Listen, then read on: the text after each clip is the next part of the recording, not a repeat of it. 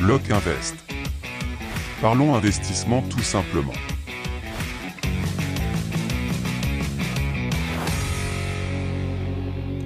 Et bonjour et bienvenue dans ce nouvel épisode de Lock Invest. Ici on parle d'investissement et d'immobilier et aujourd'hui nous allons parler de tous ces petits trucs positifs qui sont dans l'immobilier. Pourquoi est-ce que tu dois faire de l'immobilier? Donc si un jour tu hésites à en faire, je vais essayer de te donner un petit peu envie d'en faire. Et au-delà de ça, je vais répondre à 2-3 questions en fin de cet épisode. Donc comme d'habitude, si tu ne connais pas, je me présente, je m'appelle Thomas, je suis un investisseur immobilier, donc je vis uniquement de mes biens IMO, je ne fais pas de location courte durée et ne cherche pas de formation au jour d'aujourd'hui, je n'en fais pas. Voilà, donc maintenant que tout ça est dit, eh bien le but de ce podcast en fait c'est de te parler de pourquoi est-ce que c'est bien de faire de l'investissement immobilier. À quoi ça sert et de toutes les petites choses positives parce que on parle beaucoup, surtout même moi dans mes podcasts, je parle des arnaques, de tous les problèmes que j'ai eu avec mon locataire, j'allais dire avec mes locataires, mais actuellement il n'y en a qu'un seul et unique, mais bon, si tu écoutes mes podcasts, tu sais de quoi je parle. Mais on ne parle que très rarement des choses positives, malgré les lois qui sont en train de faire, le fait que les locataires soient très protégés. Eh bien, sache que, disclaimer, le jeu en vaut la chandelle. Donc, pour commencer, nous sommes à une époque où on refuse les crédits. Et nous avons le marché locatif qui se tend. Pour preuve, voici l'extrait d'un petit reportage que je vais te faire écouter qui va étayer mes propos. À 29 ans, ce directeur marketing en CDI cherche désespérément un studio à louer. Et voici l'appartement. Devenir locataire n'était pas son plan de départ en quittant le nid familial, mais voilà, aucune banque n'a accepté ses demandes de prêt. En fait, mon projet de base, c'était d'acheter. Je voulais vraiment avoir un appartement à moi, etc. Maintenant, aujourd'hui, c'est vrai que c'est pas évident. La hausse des taux d'intérêt, c'est un peu compliqué aussi. Donc après, voilà, on en a discuté avec Monsieur Arroche. C'est vrai qu'on hésitait. Et moi, aujourd'hui, j'avais pas trop le choix. C'était location.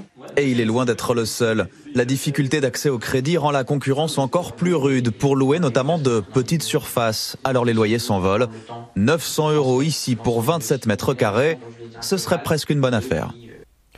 Et oui, donc première info que l'on a, et j'ai pu le constater moi aussi sur mon marché, c'est l'augmentation des loyers. Étant donné que les gens n'achètent plus de leur résidence principale, là pour tout te dire, encore hier je faisais 4 relocations dans la même journée, je me suis rendu compte que j'avais de très bons dossiers. Donc bon là tu vas me dire 4 relocations, tu ne délègues pas. Alors si je délègue une grosse partie, mais là il y a des jours comme ça où tu bosses, mais c'est plutôt positif parce que ça me permet d'augmenter le loyer. Donc ma stratégie, moi elle est simple, je n'augmente jamais le loyer des locataires.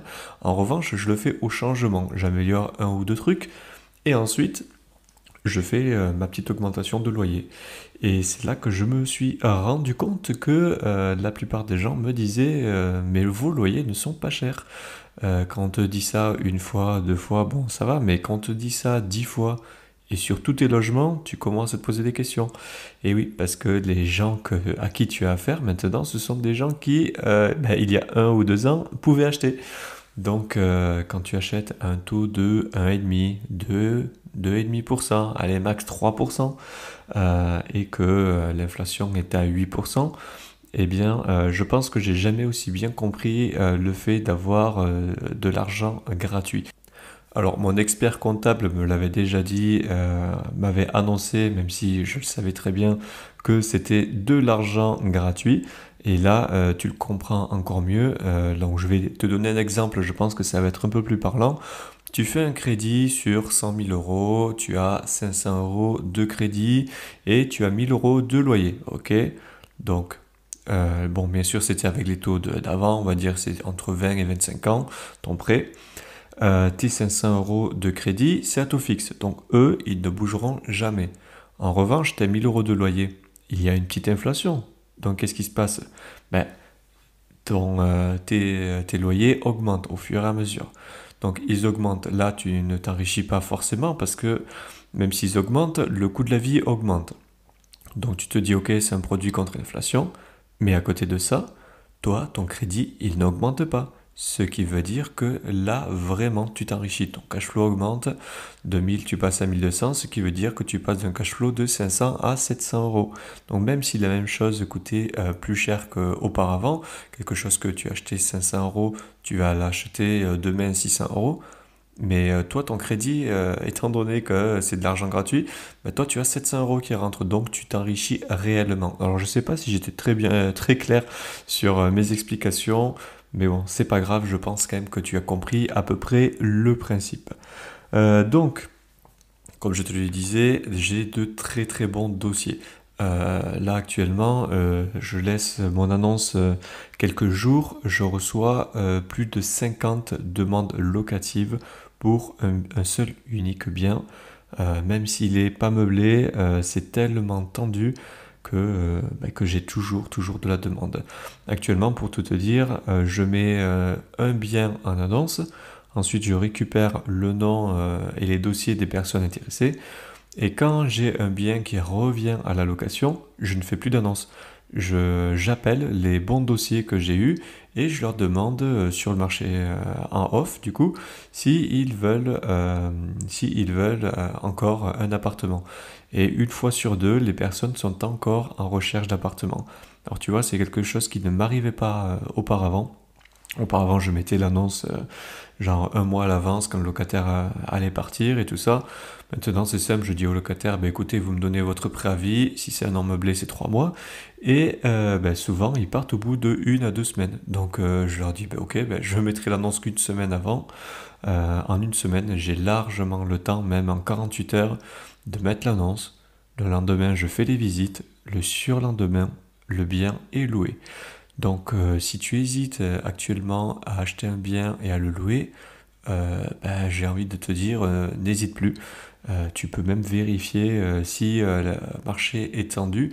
Tu n'as qu'à faire une fois ça annonce sur le bon coin, regarder si tu as des appels, et ensuite ça te rassurera, ça te fera ton étude de marché, tu sauras si tu peux acheter ou pas. Voilà. Bien, maintenant je te propose d'écouter quelques petites statistiques qui devraient t'intéresser. Écoute bien. Dans de nombreuses grandes villes, les demandes de location connaissent une hausse à 2 chiffres, plus 25% en un an à Paris, Lille ou Nice. Alors que dans le même temps, l'offre, elle, est en forte baisse, moins 17% de logements à louer depuis l'année dernière, moins 46% si l'on remonte à 2019. Alors ceux qui trouvent un bien y restent, rendant l'accès encore plus difficile pour les autres. Alors, on retient bien, c'est les deux chiffres principaux. Moins 47% depuis 2019 de logements. Alors, c'est pas étonnant que ce soit hyper tendu et que nous, les investisseurs, on retrouve de super dossiers. Et l'augmentation des loyers, là, tu n'as pas pu entendre parce que c'était affiché à l'écran, mais il y a des augmentations de 25%. Alors, 25% d'augmentation de loyer, de mon point de vue, il y a deux effets auxquels les gens ne s'y attendent pas forcément. Alors le premier, c'est que les gens qui ont investi et qui voient leur loyer exploser, donc là je te parle des propriétaires qui louent, donc ceux qui récupèrent l'argent, ils se disent, attends, là j'ai un crédit qui bouge pas, j'ai les loyers qui augmentent, ça vaut le coup que je le garde. Ensuite, deuxième effet, la baisse risque de ne pas être si terrible que ça. Étant donné que les prix sont censés baisser parce que les taux ont augmenté. Si tes loyers augmentent, un investisseur immobilier, il n'achète pas par rapport forcément au mètre carré. Lui, il achète par rapport à une rentabilité, par rapport à un bénéfice, par rapport à un cash flow. Donc même si tu augmentes ton taux de 5%, mais que les loyers, eux aussi, ils augmentent et ils augmentent de plus en plus, à partir du moment où l'investisseur il va se retrouver en positif, eh bien, ça risque de ne pas le déranger d'acheter. Alors d'un côté, tu auras les investisseurs qui vont pouvoir acheter, enfin en tout cas qui trouveront des biens rentables, encore faut-il que la banque les prête. Mais en face, qu'est-ce que tu as? Tu as des gens qui veulent acheter leur résidence principale, mais eux, ils ne peuvent pas parce qu'ils ne font pas par rapport au loyer, ils font par rapport à leurs revenus. Alors que toi, tes loyers, ils augmentent et eux, leurs revenus n'augmentent pas, ils ne peuvent pas acheter la résidence principale. Toi, tu peux acheter des biens locatifs et leur faire louer. Donc là, on a une machine qui est prête à s'emballer. Bon, encore, je dis ça, mais pour l'instant, on est dans une sorte de petit gel. Donc tout est gelé, il n'y a pas... ceux qui mettent en vente, bon, ben, ça reste sur le marché.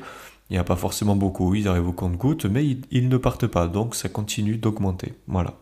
Après, on a un second effet qui se coule, c'est que là, tu vois aussi, 47% depuis 2019, c'est énorme. Du nombre de logements en moins, c'est un peu normal. Tu rajoutes des DPE, donc il y a beaucoup de personnes qui ne peuvent plus louer. Donc bon, bah, généralement, ça aussi, tu peux contourner les lois. Tu fais du Airbnb, on ne te demandera rien. Donc ne t'inquiète pas, il y a un plan B. Hein. Si tu ne veux pas faire des travaux ou si tu ne peux pas faire les travaux parce que tu n'as pas forcément les sous, hein, comme la majorité des gens, et si tu ne souhaites pas vendre, ou alors du coup que tu ne peux pas vendre, parce que là, tu as de grandes chances de ne pas pouvoir vendre étant donné que tu n'as pas beaucoup d'acheteurs sur le marché. Au final, ben, cette baisse, ce marché qui se tend hein, au niveau du nombre de logements, il risque d'y avoir un effet mouton, on va dire. Alors moi, je l'ai déjà vu arriver dès le mois d'avril. J'ai des gens qui voulaient me prendre des appartements qui étaient encore en travaux. Et ces appartements, ils comptaient le louer pour leurs enfants 2 à 3 mois à l'avance. Alors je ne sais pas si tu imagines, ils étaient prêts à le prendre fin avril pour une location entre juillet et août. Donc en fait, leur gamin n'allait pas arriver avant le mois de juillet ou août, et ils étaient prêts à louer largement à l'avance. Et ce n'est pas qu'une seule personne que j'ai eue, c'est vraiment plusieurs personnes, et dans 3 villes différentes. Donc voilà, si moi dans mon coin ça m'arrive, alors que pourtant moi à la base ce n'est pas un marché si tendu que ça, alors je n'imagine pas dans les grosses villes. Ça doit être vraiment horrible. Mais toi, si tu es de l'autre côté de la barrière, eh ben, félicitations. Ben, ça va être bientôt l'heure de se gaver. Donc si on te demande, est-ce que c'est le moment d'acheter? Et qu'on te dit, ah ouais, mais les taux ils augmentent. Bah oui, là je te dis, oui, vas-y. Je vois encore des affaires qui se font à ce jour. Et je pense que ça vaut vraiment le coup. Face à un marché avec une restriction de l'offre, on a tendance à conserver ce que l'on habite, ce que l'on occupe, et éviter de changer de domicile. C'est le cas des ménages résidents, c'est le cas aussi des étudiants ou des travailleurs mutés. On conserve le logement tant qu'on peut, et de ce fait, l'offre est totalement insuffisante sur un marché. Il manque de fluidité, il manque de visibilité. Et si l'offre de logement diminue, c'est en partie à cause de l'interdiction à venir de louer des passoires thermiques.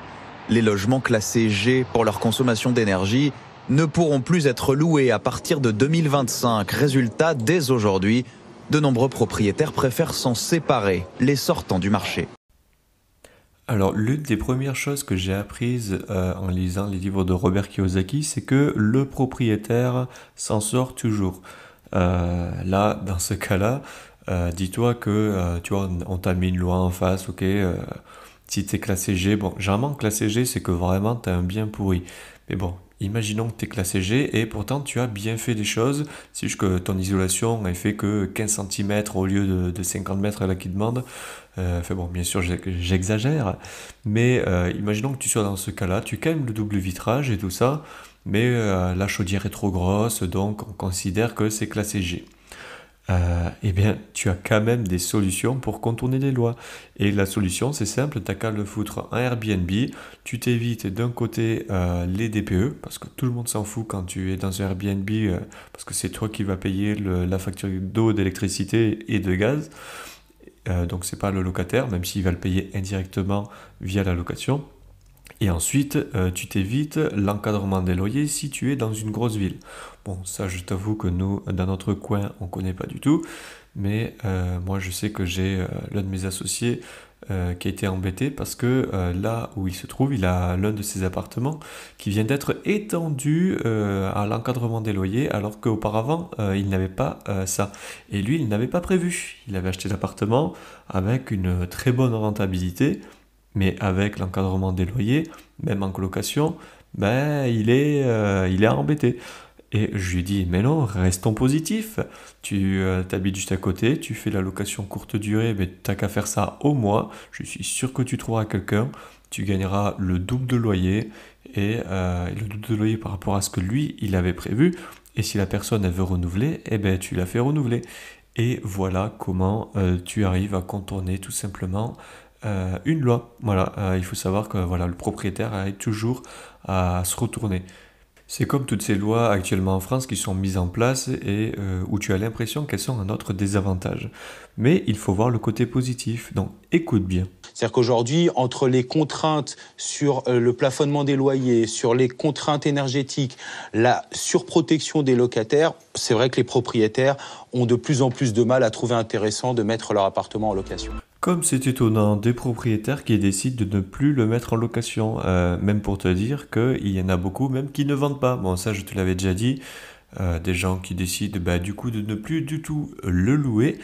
Pour eux, ça devient un produit contre l'inflation, donc ils le gardent sur le long terme et ça leur permet de, si un jour ils ont un problème, d'un côté ils sont diversifiés et ils peuvent récupérer le capital le jour de la vente.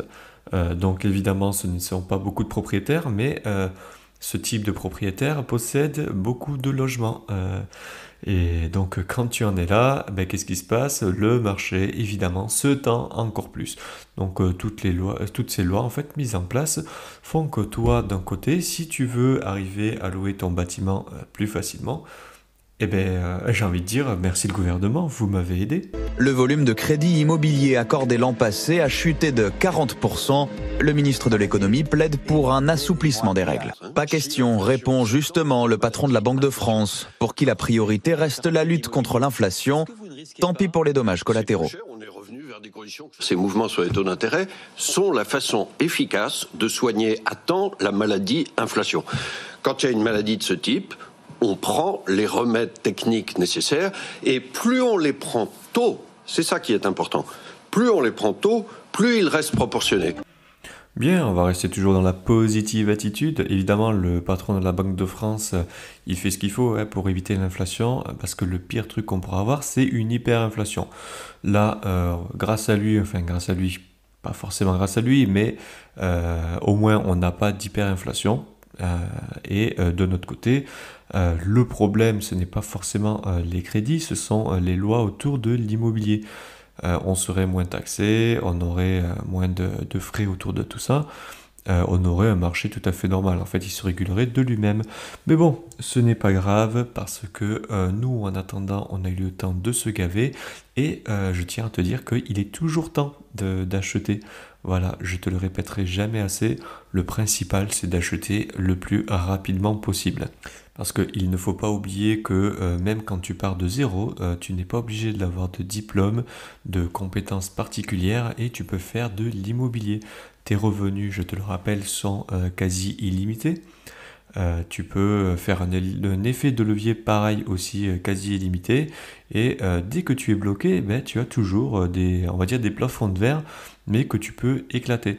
Tu as tellement de solutions, un coup tu peux soit vendre ton bien, tu peux aussi bien t'associer, tu peux faire du rachat toi-même, tu as énormément de solutions. La seule chose qui t'empêche de les trouver, c'est de la créativité ou de t'éduquer. Et pareil, comme je t'ai dit, tu n'as pas besoin de diplôme, mais tu as tellement maintenant de séminaires, de formations sur Internet qui font que tu peux très vite t'enrichir. Et pour être très franc, tu n'as pas vraiment besoin de tout ça si tu comptes acheter juste un ou deux biens pour ta retraite. Tout ce que tu as à calculer, c'est quel est le montant total que tu vas payer, donc le coût des travaux, le prix du bien, les frais de notaire, combien est-ce que tu peux emprunter pour savoir quel bien est-ce que tu vas acheter, et une fois que tu as ce prix global, combien est-ce que tu peux le louer. Donc tu verras si il est mieux de le faire en nu ou en meublé chez toi, et ensuite, une fois que tu as fait ça, le but c'est d'être en positif. À partir du moment où tu as plus de loyer que de crédit, assurance, taxes foncières et impôts, c'est bon en fait, tu peux acheter. J'ai envie de dire, qu'est-ce que tu risques même s'il y a de l'inflation? Ça veut dire que tu t'offres un bien qui, dans 20 ans, en plus tu l'offres pour un héritage. Mais dans 20 ans, si tu fais un crédit à 100 000 euros, ça veut dire que dans 20 ans, tu t'es offert à toi-même 100 000 euros. Voilà, sauf que c'est principalement les loyers qui ont tout payé. Voilà, et même les frais annexes. Donc en résumé, on n'a pas besoin de diplôme, des revenus en illimité, on fait de la capitalisation Et en plus, ça nous fait du temps libre parce que les revenus que tu as, ils ne sont pas corrélés par rapport au temps que tu y passes. Tu peux mettre un mec dans un appartement ou une maison et ne pas le revoir pendant 10 ans. Bon, évidemment, c'est beaucoup plus rare, mais ça arrive. Moi, je vois, j'ai maintenant, avec un marché tendu comme aujourd'hui, tu peux mettre même des mecs dans des studios. Moi, j'en ai un, ça fait pratiquement 10 ans qu'il est là. Je ne l'ai jamais entendu. Un studio. Hein. Alors imagine, t'achètes que des apparts comme ça, tu vois jamais les mecs. Ils te payent rubis sur ongle, attention, je précise. Mais t'as aucun souci. Imagine, tu dois, même si il ravage l'appartement, dans 20 ans, il s'en va, mais ton bien, il te l'a remboursé 2 fois. Donc normalement, tu as eu le temps de mettre de côté pour refaire les travaux, qui ne vont pas te coûter aussi cher que de racheter le bien. Donc dans tous les cas, tu as un bien qui t'est offert, qui est gratuit. Et si tu en as marre, ben, tu as juste à le vendre. Donc petit truc en plus, c'est que l'immobilier, c'est très simple. Voilà, n'importe quel teuteux peut acheter de l'immobilier. Au-delà de ça, imagine tu es au boulot, tu n'as plus la peur de te faire virer. Et oui, parce que la plupart des gens, je crois que c'est genre plus de 50%, ne sont pas forcément heureux dans leur travail. Ou en tout cas, c'est pas le job de leur rêve ni rien, mais ils restent parce que il faut bien payer les factures. Tu arrives à doubler l'équivalent de ce que tu gagnes comme salaire dans l'immobilier. Là, tu n'as plus du tout peur du coup de perdre ton job. Tu es beaucoup plus libre. Moi, je l'ai très rapidement vu. Le jour où j'ai dépassé ma solde, je me suis rendu compte que dans mon esprit, j'étais beaucoup plus libre. Bon, en même temps, quand tu es assimilé fonctionnaire, normalement, tu peux pas forcément être viré. Enfin, à moins de faire vraiment une faute grave, on va pas te virer comme ça.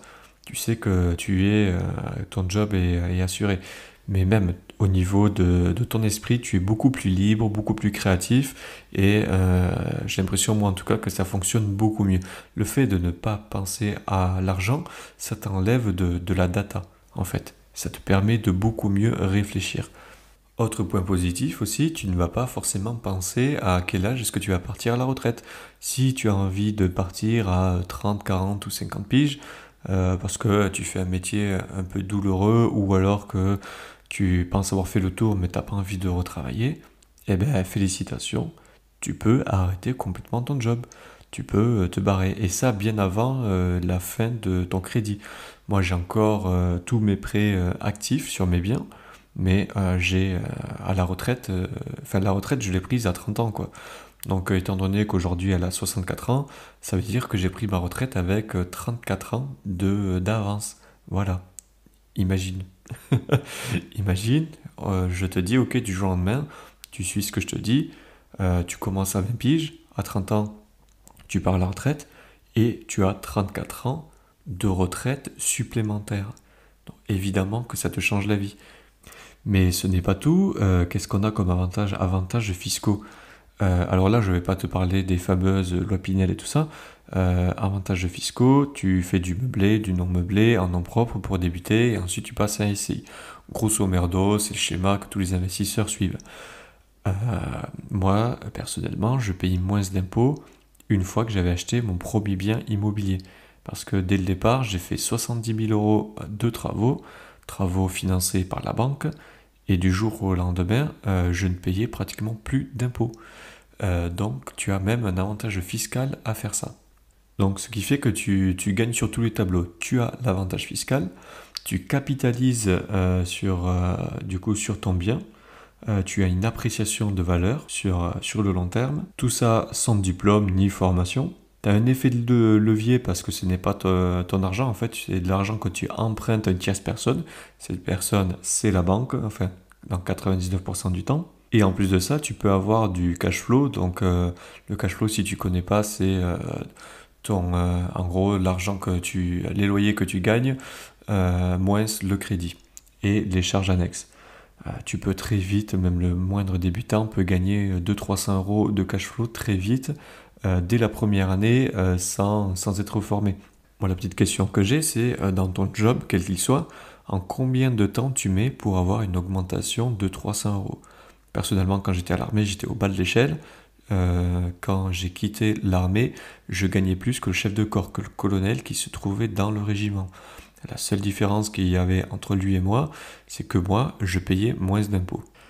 Ensuite, dans l'immobilier, quelque chose qui est vraiment très bien, alors là je ne vais pas te parler des SCPI, je te parle vraiment de l'immobilier physique, c'est que tu as un contrôle total. Tu fixes les loyers, alors ça dépend, si tu as un encadrement, ça va être difficile pour toi, je te conseille d'éviter ces villes-là, mais tu achètes en province, tu as le contrôle total. Tu choisis la personne que tu mets dedans, tu choisis si tu veux le faire gérer par agence ou pas. Et si tu veux vendre, c'est toi aussi qui as le contrôle même du prix. Bon, évidemment, il y a un prix marché pour tout ça. Mais c'est toi qui as vraiment le contrôle total. Tu décides quand est-ce que tu veux faire les réparations de ton bien. Est-ce que tu veux l'améliorer ou pas? Moi, c'est quelque chose que j'apprécie beaucoup, c'est que j'ai un contrôle total. Contrairement à si tu achètes des SCPI ou sur Internet, tu peux acheter des actions...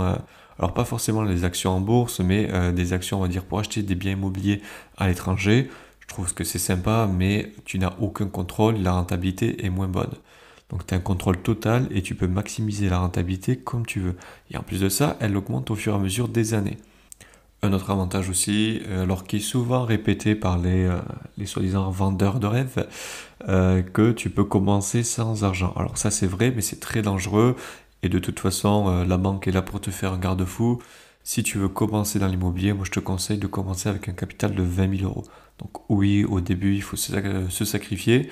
Les 20 000 euros, si tu les as pas, soit tu les demandes à ta famille, soit tu économises à fond.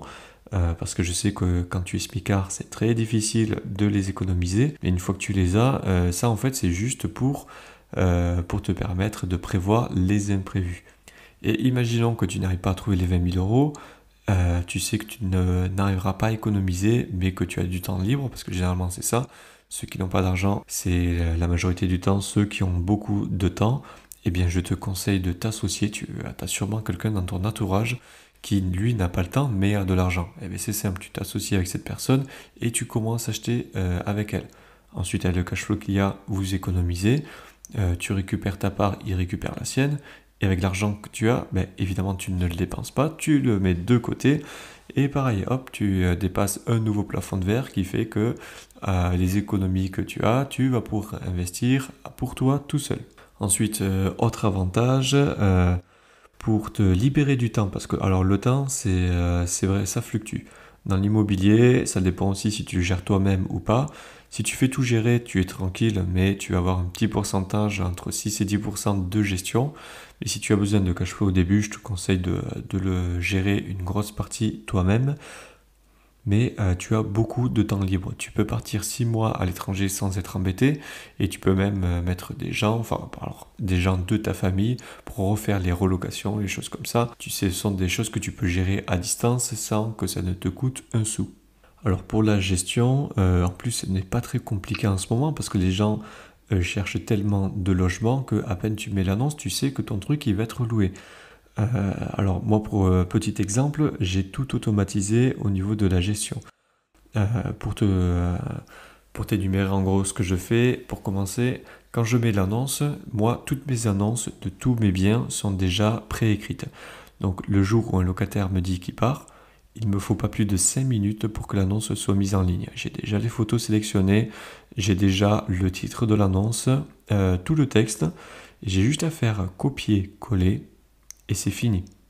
Toute l'annonce est mise. Ensuite, quand il rentre dans les lieux, alors déjà je dois faire les visites. Pour les visites, c'est tout le monde le même jour.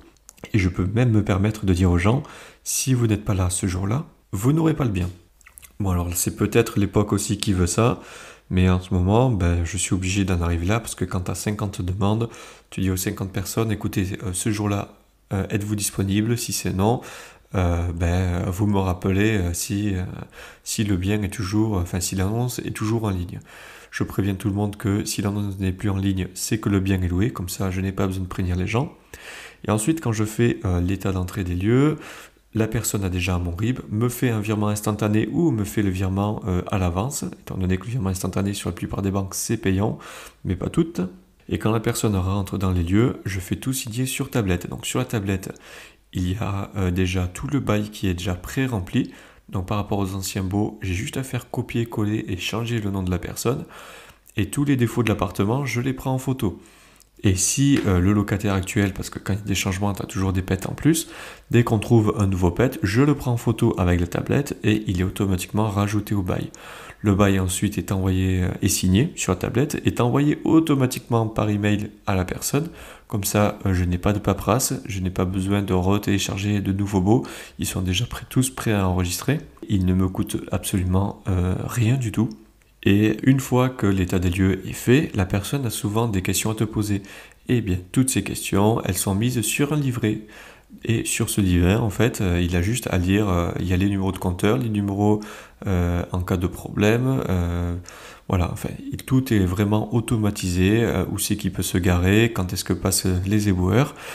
Et en fait, une fois que tu as tout automatisé, tu as énormément de temps libre. Alors, ceci, bien sûr, tu rachètes que tu es sur les chantiers comme moi. Mais bon, ça, c'est vraiment parce que c'est une passion. Mais là, si j'ai envie de partir sur les Caraïbes et arrêter de bosser jusqu'à la fin de mes jours, je peux. Mais généralement, les investisseurs immobiliers ont un profil qui fait qu'on n'a pas trop envie de s'arrêter, on s'ennuie assez vite. Enfin, personnellement, mon plus gros problème aujourd'hui, c'est que je m'ennuie très vite. Donc, il faut que je fasse quelque chose. Et donc, je fais tout simplement ce que je sais faire, c'est continuer d'acheter, faire des travaux, optimiser, automatiser. Et plus ça va vite, et plus ça va, plus la machine s'emballe. Voilà. Donc, au jour d'aujourd'hui, si tu me demandes est-ce qu'il est encore temps d'acheter malgré les taux, eh bien, ma réponse est évidemment oui, il faut acheter. Tu auras toujours un divorce, un truc, une séparation, ça je te le rabâche chaque fois. Et même sans ça, tu as juste à calculer tes loyers, qui sont en train d'exploser, donc tu vas avoir de plus en plus de bonnes surprises. Oui, je te conseille d'acheter. Et en parlant de bonnes surprises, le dernier bien que j'ai acheté, je l'ai acheté avec plus de 10% de rentabilité, sans aucun travaux. Je répète, sans aucun travaux. Généralement, je fais des travaux nickel. Là, il était déjà complètement loué. Et les personnes qui ont fait ça, le bien était déjà nickel. Sauf que, petit point positif, nous, en tant qu'investisseurs, on avait calculé 10% de rentabilité pour la négociation du bien. Une fois que l'on a négocié tout ça, on est passé chez le notaire, ils nous ont annoncé les loyers. Le jour où j'ai reçu les loyers de cet immeuble, sur les 6 appartements, il y en avait 4 qui nous ont donné plus que le loyer. Et en fait, on s'était trompé sur les loyers. Les loyers étaient tous plus élevés. Et sur il y en a juste un seul au final qui était correct, enfin qui était le bon prix. 4 qui étaient plus élevés. Le 5e, en fait, la personne partait. Et quand j'ai remis en location, tout de suite, j'ai mis un tout petit peu plus cher, histoire de dire, je sais que les prix augmentent, j'ai pas fait une grosse augmentation. J'ai juste fait 5 € plus cher. Et là, j'ai eu 50 demandes en moins d'une semaine. Donc 50 demandes, 2 très bons dossiers. Et les locataires qui me disent « votre bien n'est pas cher ». Bon, là autant te dire que d'un côté, j'avais un peu des boules parce que je me suis dit « bon, mince, c'est quelque chose que j'aurais pu mettre beaucoup plus cher ». Mais quand je te dis plus cher, genre 90 € à 100 € plus cher. Pourtant, j'avais fait mon étude de marché. Mais par rapport au loyer qui était déjà pratiqué, je me suis dit, je peux pas faire une énorme augmentation. Même si je répare 2-3 trucs, que je me mets à meubler, je peux pas augmenter comme un fou. Il y a quand même quelques règles. Et les gens qui me disent tous, c'est vraiment pas cher, toi il est au prix d'un studio alors que c'est un T2. Bon, autant te dire que quand je vais faire les modifications, je vais pouvoir augmenter mes loyers d'une centaine d'euros. Autant te dire que mes associés étaient très contents, moi encore plus. Donc je vais augmenter mes loyers, ce qui veut dire que mon bien, je ne l'ai pas acheté à 10% de rentabilité. Mon crédit immobilier, il n'augmentera jamais, il ne fera que diminuer. Donc ouais, je t'incite vraiment à investir. N'écoute pas en ce moment les bruits de marché où tout le monde te dit que c'est la crise. Si tout le monde te dit que c'est la crise et qu'il ne faut pas acheter, je te garantis que c'est vraiment le moment d'acheter. Là, c'est vraiment le moment. Mais bon, Très peu de personnes vont écouter ce podcast et encore moins vont passer à l'action. Donc si tu es à la petite info, eh ben, je te le dis, je le disais déjà l'année dernière, c'est le bon moment d'y aller. Eh ben là, c'est encore plus le moment. Bon, d'ici là, les règles, les lois ont le temps de changer, mais comme je te l'ai dit précédemment, il y a toujours moyen d'investir et de trouver des solutions pour acheter. Alors, même si la banque te dit Non! Non! Non! Non! Non! Non!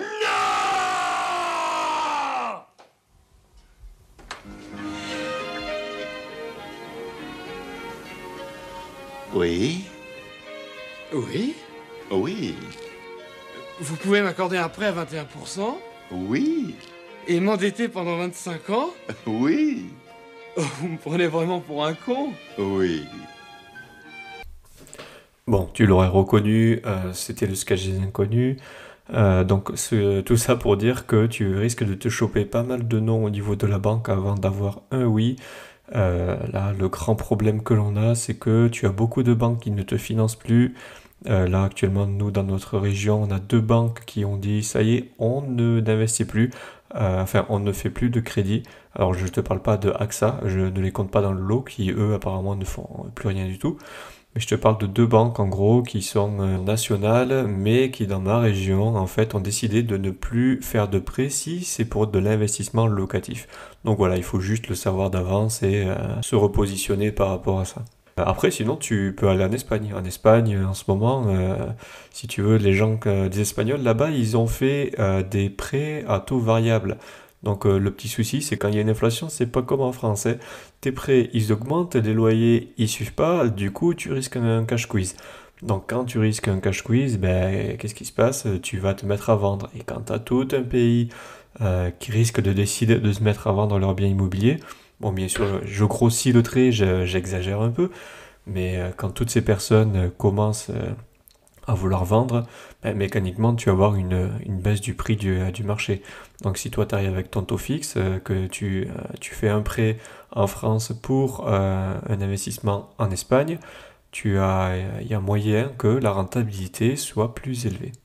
Mais bon, tu as de moins en moins d'acheteurs, pas forcément beaucoup de vendeurs, on a un gel de tout ça, mais les acheteurs ont repris quand même la main, donc au niveau négociation, ça devient de mieux en mieux, étant donné que les gens ne vont pas acheter à cause des taux aussi élevés, donc les biens aussi chers. Donc là, je parle surtout pour l'investissement immobilier, hein. Donc, plus de négociations possibles. La seule chose que je peux te conseiller, c'est que pendant les crises, il y en a certains qui arrivent à tirer leur carte du jeu. Donc, moi, je te conseille de tracer ta route et de faire ton chemin là-dessus, quoi. Et donc, si je devais conclure sur cette partie, en gros, tu as quelques forces qui te descendent le prix du bien, mais tu en as d'autres qui te l'augmentent. Donc, celles qui te baissent le prix du bien, les taux d'intérêt, bon, ça, évidemment, tout le monde le sait, le nombre d'acheteurs qui baisse, et l'encadrement des loyers. Et encore, l'encadrement des loyers, tout le monde n'est pas concerné. Et à l'opposé de tout ça, qu'est-ce qui t'augmente le prix d'immobilier? L'inflation, le prix des matériaux qui augmente, et par conséquent le prix des maisons neuves aussi qui augmente, le manque de logement à cause des lois de climat et résilience, donc ce qui fait que pour les DPE, tu ne peux plus louer les G, puis bientôt les E et les F. Donc manque de logement, et manque de logement, mécaniquement aussi une remontée des prix. Donc voilà, tu as toutes ces forces qui sont là en même temps, certaines qui te tirent vers le haut, d'autres qui te tirent vers le bas, et c'est à toi de jouer avec ça et de tirer ton épingle du jeu. Bien, j'en ai fini pour cette partie de la positive attitude en immobilier. J'espère t'avoir convaincu de ne rien lâcher et t'avoir motivé d'acheter ou de continuer à acheter de l'immobilier. C'est pas la fin. Là, j'ai l'impression qu'il y a un peu un effet mouton. Si tout le monde te dit que c'est la crise, crois-moi, c'est que c'est pas la crise. Donc, tu cherches pas, tu continues. Voilà, trace ta route. Et tu verras comment ça se passe, mais normalement, ça se passera beaucoup mieux que ce que tu lis dans les journaux.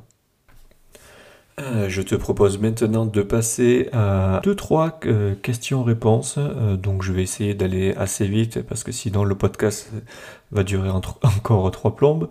Donc j'ai une première question, enfin c'est la dernière que j'ai reçue, mais j'ai commencé par celle-ci, de Xavier qui m'a envoyé un message.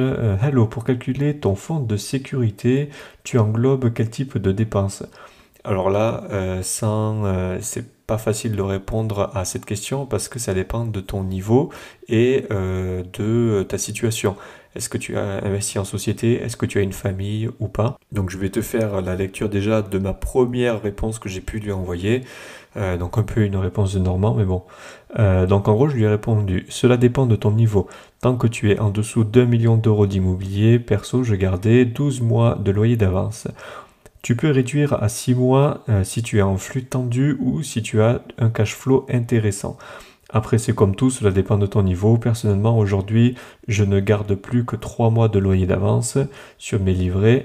Tout le reste est placé en bourse. Attention, bien sûr, il faut se former en bourse. Pour conclure, il n'y a pas de règle préétablie. Cela dépend si tu veux vivre de l'immobilier ou si tu as un salaire à côté, une vie de famille, etc., une société. Alors là, je précise, j'ai répondu comme s'il investissait en nom propre, comme la grande majorité des gens. Personnellement, sur mes sociétés, c'est différent. Il y a du cash, mais ce cash, en fait, il n'arrête pas de transiter. Donc, c'est vraiment une approche complètement différente. Donc, quand ce cash, il transite, le jour où il me revient, du coup, sur mes comptes perso, là, il part en bourse. Sinon, dans le cas contraire, quand il reste sur les comptes, c'est qu'en fait, il va servir à racheter encore un autre bien immobilier et faire grossir la boule de neige. Donc voilà, grosso merdo, la réponse que je lui ai donnée. Si je veux aller plus dans le détail concernant le calcul, alors c'est à toi de le faire, de voir avec quoi est-ce que tu es à l'aise. Parce qu'il faut d'un côté de l'argent pour pouvoir réinvestir et de l'autre pour pouvoir prévoir les imprévus, on va dire. Donc prévoir les imprévus, c'est une chaudière qui pète, des travaux à refaire, un incendie, un immeuble qui s'écroule. D'ailleurs, là je suis en plein éboulement d'un de mes biens, mais bon, ça pour l'instant je ne peux pas en parler parce que j'ai pas encore le fin mot de l'histoire. Mais sinon, grosso merdo, alors moi je calculais l'équivalent de 1 an de loyer, donc 12 mois d'avance, pour continuer à vivre normalement. Mais dans les 12 mois, je pouvais piocher dedans pour faire un apport pour les frais de notaire et les frais de garantie à la banque. Voilà. C'est un exemple que je te donne, mais au bout d'un moment, ça vaut plus du tout le coup. Quand tu commences à grossir, que tu dépasses les 1 million, avoir 50 000 balles sur ton livret, ça ne sert à rien. Sauf si bien sûr tu arrives à 20-30 millions, au bout d'un moment cet argent tu risques d'utiliser du jour au lendemain. Mais tant que tu n'es pas prêt à l'utiliser du jour au lendemain, tu peux même laisser l'équivalent de 2 mois sur tes livrets à côté. Si tes 2 mois ça représente 50 000 balles, c'est différent que si tes 2 mois de loyer d'avance, ça représente 800 euros. Donc évidemment, il faut arriver à s'ajuster. Donc c'est pour ça aussi que je parlais de bourse, parce que moi, tout mon argent, donc j'ai le minimum sur les livrets, c'est pour pouvoir le sortir de suite, mais le reste, il est en bourse et il est bien placé. Donc en fait, les loyers que je reçois avec 10% de renta sur de l'argent que à la base je n'ai pas, quand je le reçois, je le remets sur la bourse, et sur la bourse, je te fais du 20% en moyenne. Donc évidemment, c'est pour démultiplier mes revenus, mais je ne veux pas repiocher non plus sur mes comptes en bourse. Et puis j'en laisse aussi un peu de côté pour montrer aux banques que j'ai de l'argent que je peux dégainer assez vite. Donc si tu veux ne faire que 6 mois, ne fais que 6 mois. Évidemment, laisser tout l'argent en banque, ce n'est pas la meilleure des idées, surtout en période d'inflation. Mais par contre, si tu veux le mettre en bourse, un conseil, paye-toi d'abord une formation. Sinon, tu vas faire partir des 95% des gens qui perdent de l'argent en bourse. Donc, c'est la meilleure réponse que je puisse faire. Sinon, voilà, si tu n'es pas formé en bourse, évidemment, tu laisses l'argent sur ton livret, hein. Mais si tu peux l'investir dans l'immobilier, faire un effet de levier au maximum, ben fais-le. Voilà, je ne suis pas un très bon exemple parce que je suis en flux tendu constamment, mais j'ai des cash flows intéressants, ce qui fait que ma trésorerie peut se régénérer assez rapidement. Ensuite, question suivante d'Adi. Salut, j'arrive sur la fin de mon prêt de ma résidence principale. J'ai terminé de la payer dans 2 ans. Je souhaite acheter une autre maison pour la mettre en location et avoir des revenus plus tard. Je ne veux pas acheter d'appartement car je ne souhaite pas être en copropriété. Mais avec l'augmentation des taux, j'hésite à acheter maintenant ou carrément ne pas acheter du tout et garder l'argent et économiser. Qu'en penses-tu? Donc déjà, je lui ai demandé si elle ne souhaitait pas acheter plutôt un immeuble qu'une maison. Donc sa réponse était que il y avait en gros qu'elle n'avait pas les mêmes revenus que moi et elle ne voulait pas gérer plusieurs locataires. Alors le fait de ne pas gérer plus de locataires, ça je comprends, mais la question sur les revenus, si tu achètes une maison en province, tu peux aussi acheter un immeuble de plusieurs appartements. Donc si j'en suis venu là, c'est parce que c'était beaucoup plus rentable, mais bon, après avoir discuté avec cette personne, elle ne souhaite pas du tout acheter un immeuble à plusieurs appartements et j'ai beau lui dire qu'elle pouvait en acheter un, elle dit non, c'est trop cher, c'est trop cher. Alors que si on regarde bien les prix, en fait, ça peut revenir exactement au même, sauf qu'un immeuble, c'est plus rentable. Donc ensuite, à la question, est-ce qu'il vaut mieux acheter plus tard ou ne pas du tout acheter? Ben, moi, je te conseille d'acheter tout de suite parce que tu as 2 ans de prêt qui te reste sur ta résidence principale.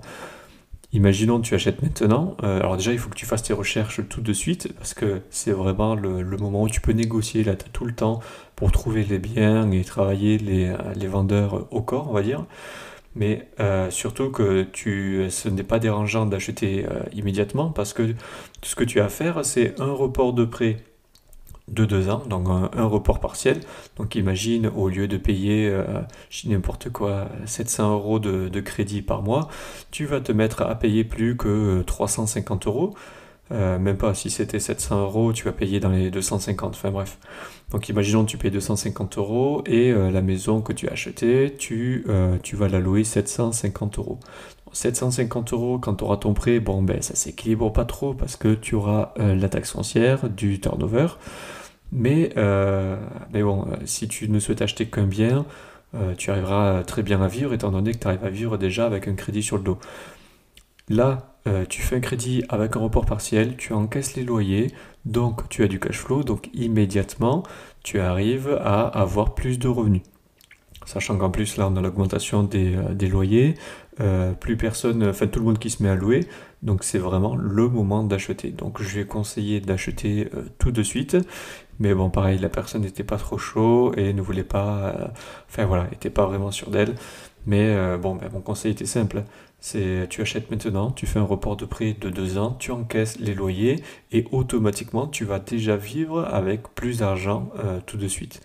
Donc j'espère que j'étais assez clair dans ma réponse. Je sais que j'enregistre un peu rapidement ce podcast, mais voilà, donc tu retiens que si tu es dans la même situation, que tu as ton prêt qui s'arrête, n'hésite pas à acheter quelque chose d'autre. Tu fais un report de prêt, ce qui te permet de mettre du coup tes 12 mois de loyer d'avance grâce au report de prêt.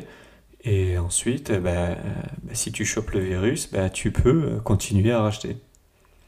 Et dans le pire des cas, si ta banque te dit non, on ne vous suit pas parce que c'est de l'investissement locatif, tu n'as qu'à dire tout simplement que tu vas du coup vendre ton ancienne maison ou que tu souhaites simplement déménager et que celle que tu achètes, ce sera ta nouvelle résidence principale. Voilà, c'est tout. Bon, ensuite on va passer à la dernière question avant de terminer ce podcast. Donc la dernière question, alors tu m'excuseras, je l'ai perdue, je sais plus où c'est qu'elle est. Je crois que c'est une question de Théo, quelque chose comme ça que j'ai reçu. Donc en gros, pour t'expliquer la situation, il est locataire, donc il n'a pas de résidence principale, mais il n'a pas d'investissement locatif non plus, donc 0 crédit. Et il souhaite acheter sa première résidence principale. Donc pour acheter sa résidence principale, le petit hic, c'est qu'il a trouvé une superbe maison, tout va bien, sauf que actuellement, tu as des squatteurs, ou je crois que c'était des locataires qui ne payaient plus, donc des gens qui logent sans droit ni titre dans la maison. Donc c'est la petite question, c'est comment faire pour les virer? Eh oui, c'est vraiment la question à 1 million. Alors moi je vais te dire comment est-ce que j'aurais fait pour essayer de me border. Alors déjà au niveau du notaire, j'aurais bien négocié le prix en amont. La première chose auquel j'aurais pensé, c'est d'aller voir les protagonistes qui logent dans la maison et en parallèle de ça, faire une procédure congé pour vente au niveau du notaire et une clause suspensive de ok, j'achèterai le jour où ils seront virés. Mais en plus de ça, pour me border, au cas où cela ne marcherait pas, j'irai voir directement les squatteurs et je leur proposerai une somme d'argent pour qu'ils virent. Donc oui, c'est de l'injustice, mais bon, il n'y a que comme ça que ça fonctionne. Mais imaginons, ils te disent, ok, on veut 5 ou 10 000 euros, et là on est sûr de partir et tout, on fait un truc, ok. Tu arrives à bétonner ça, tu dis, s'ils te disent, ok, bon, ben nous, avec 7 000 balles, c'est négocié, on s'en va. Et bien toi, tout ce que tu as à faire, c'est aller négocier le prix de ton bien immobilier, 7 000 euros en dessous. Tu vas me dire, oui, mais c'est bien beau, tu mets 7 000 euros en dessous, mais il va bien falloir que je sorte le cash en liquide. Alors oui, il y a moyen de sortir le cash en liquide, mais bon, là, je peux pas te donner vraiment tous les détails pour sortir le cash sans que ça sorte véritablement de ta poche. Bon, je pense que tu comprends à peu près la mécanique, mais étant donné qu'on est sur un podcast public, je préfère ne pas trop, ne pas trop en dire. Mais si tu souhaites avoir plus d'infos, n'hésite pas à m'envoyer tes questions sur Insta. Je te vendrai bien ma formation pour te donner tous les secrets. Mais bon, je suis désolé, j'ai pas de formation. Mais bon, au-delà de tout ça, et plus particulièrement sur cette question-là, sur ces 7 000 euros que tu donnerais en cash à la personne, j'y répondrai sans aucun souci. Voilà, ça n'a rien d'illégal, mais je préfère en parler en message privé. Voilà, et je te donnerai vraiment le détail étape par étape. Mais bon, le gros bénéfice au-delà de tout ça, c'est que ce sera super facile à négocier. La personne qui te vend ça avec un squatter, il y a des chances que ce fasse des mois, voire des années qu'il est la personne dans le bien et que le mec, il n'en peut plus. Donc au niveau négociation, je pense que tu es au top. Alors déjà que sur le marché, on est tout seul. Si en plus tu me rajoutes un squatter dans le bien, le mec il sait gérer ça, mais là c'est le roi. Là tu peux acheter ça, tu négocies, tu dis écoutez, j'ai la remontée des taux, vous avez un squatter, là je suis sûr d'être tout seul. Je reviens dans 5 ans, votre situation n'a pas bougé. Donc à moins d'avoir réussi à faire sortir le mec, mais voilà. Bon, évidemment aussi prévoit un budget travaux pour refaire l'appartement, parce que tous les squatteurs, c'est comme d'hab, et ils ravagent le truc, c'est une thématique chez eux. Donc il faut que tu arrives à prendre contact directement avec la personne qui loge dans l'appartement et arriver à négocier le truc. Et après, peu importe, tu peux acheter même si la personne n'est pas partie. Le congé pour vente et tout ça, c'est un petit truc en plus. C'est histoire d'avoir ces papiers-là et après d'aller le voir avec ces papiers en disant regardez, c'est une nouvelle procédure, tu mets un coup de pression en disant regardez, j'ai un papier qui dit que quoi qu'il arrive, j'arriverai à vous virer parce que sinon moi je suis à la rue. Après tu bitonnes, tu dis n'importe quoi, tu dis ce que tu veux. Mais le but c'est d'essayer de leur mettre un coup de pression, de les mettre au pied du mur, mais toujours dans la négo où tu dis écoutez, il faut qu'ils aient l'impression en gros de gagner au loto et de se dire ah ok attends, là ils me proposent une belle sortie avec de l'argent. Bon, et si tu deviens propriétaire, ils vont te prendre pour Crésus, donc il faut quand même arriver à les faire redescendre de 2 étages, c'est toujours pareil, parce que tu seras le méchant propriétaire. Mais bon, tu essaies de les avoir au sentiment, c'est tout ce qui marche, tu as dit écoutez, j'ai envie de l'acheter, je suis actuellement locataire, j'ai aucun bien, je travaille, machin et tout. Et tu essaies de leur faire comprendre que ils ont tout à gagner à négocier avec toi et tout à perdre à ne pas le faire. Et voilà comment est-ce que tu peux récupérer un bien donc pour pas cher, parce que évidemment c'est extrêmement risqué. Surtout que là c'est ton premier bien. Donc force à toi si tu veux vraiment aller là-dedans. Normalement c'est bien d'être formé un minimum ou d'avoir déjà des biens, ou d'avoir déjà connu un peu ce genre de situation, parce que des gens qui ne paient pas pour les sortir, Faut être très patient parce que la justice ne va pas t'aider. Et bon, après, c'est un business model. Alors, je pense que tu as sûrement déjà vu des reportages comme ça, où tu as certaines personnes, en fait, leur but, c'est juste d'acheter des biens squattés. Et très régulièrement, en fait, ils retrouvent toujours les mêmes squatteurs, parce que c'est souvent les mêmes familles, la même typologie de personnes. Donc, voilà. Mais là, c'est vraiment des personnes qui ont l'habitude de faire ça. Ils gagnent leur vie de cette façon-là. Donc, voilà. Bien, j'espère que tu as aimé ce petit podcast sur la positive attitude en immobilier. En tout cas, moi, ça m'a fait super plaisir de l'enregistrer. Ça m'a même remémoré qu'en fait, que moi aussi, il faut aller que je ne lâche rien du tout. Donc, comme d'habitude, n'hésite pas à me suivre sur mon Insta. J'ai l'impression que le son est bien meilleur qu'avant. Donc, n'hésite pas à me faire tes retours, positifs ou négatifs, à me poser tes questions. Et quant à moi, il ne me reste plus qu'à te dire à la prochaine dans le prochain épisode. Salut! Merci d'avoir écouté ce podcast. Si cela vous a plu, n'hésitez pas à le partager. Pour participer au podcast, envoyez vos questions sur Instagram, à LocInvest.